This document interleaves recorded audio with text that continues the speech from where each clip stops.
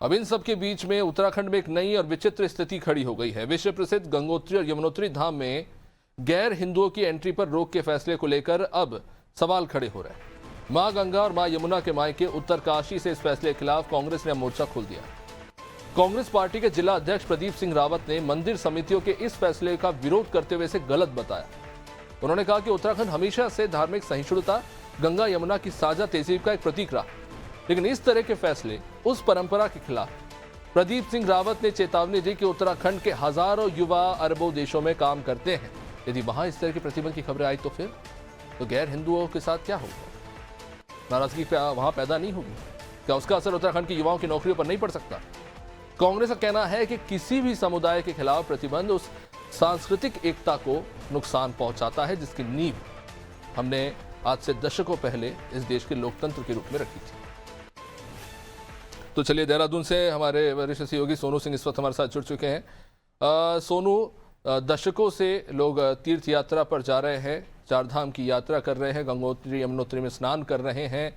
कभी ये मांग नहीं उठी, कभी इस तरह का सवाल नहीं उठा कि कोई गैर हिंदू है तो उन्हें इन जगहों पर आने ना दिया जाए, और उसके लिए कोई भी ऐसा वाजिब कारण भी आज तक निकलकर सामने नहीं आया। अचानक ऐसा क्या हुआ कि कुछ संगठन खड़े हो गए, उन्होंने एक मांग कर दी, मुख्यमंत्री तक से अपील कर डाली गई, और अब बीकेटीसी से लेकर तमाम लोग कह रहे हैं कि हाँ, ये होना चाहिए। इसे किस तरह से देखा जाए? क्या ये हमारे देश के लोकतंत्र के सम्मुख है? क्या यही वो सहिष्णुता है जिस पर हम गर्व करते हैं?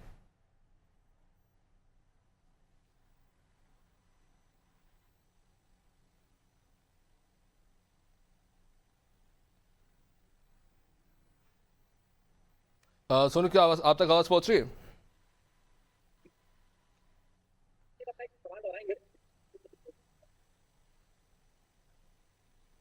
चलिए ठीक है, एक बार फिर से जुड़ने का प्रयास है। सोनू, क्या आप तक आवाज पहुंच रही है? जी सोनू, सवाल यही है कि दशकों से लोग चारधाम यात्रा पे जा रहे हैं, गंगोत्री यमुनोत्री में स्नान कर रहे हैं। कभी इस तरह की आज तक मांग नहीं उठी जो मांग अब उठ खड़ी हुई है कि इन क्षेत्रों में गैर हिंदुओं को, और स्पेसिफिकली कहा जाए तो मुसलमानों को जो है प्रवेश करने ना दिया जाए।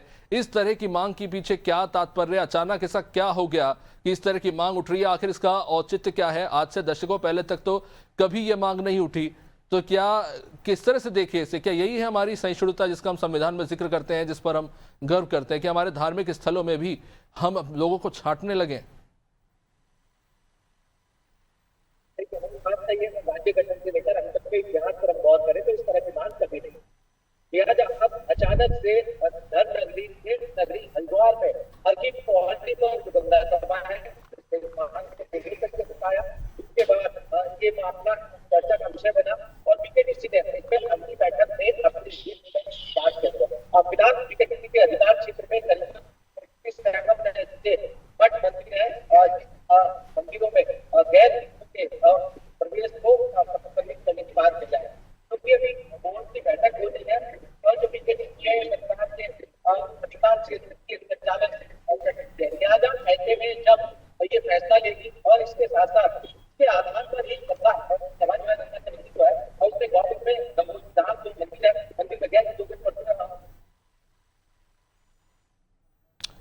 चलिए, लगता है संपर्क टूट गया है। शुक्रिया सोनू जानकारी के लिए। तो देखिए, बहुत ही ज्वलंत मुद्दा है इस वक्त उत्तराखंड में, लेकिन सवाल यह भी है कि ये जो एंट्री बैन को लेकर सियासत हो रही है, आखिर कहां तक जाएगी और क्या इस पर एक सुलझा हुआ फैसला देखने को मिलेगा? ये बेहद महत्वपूर्ण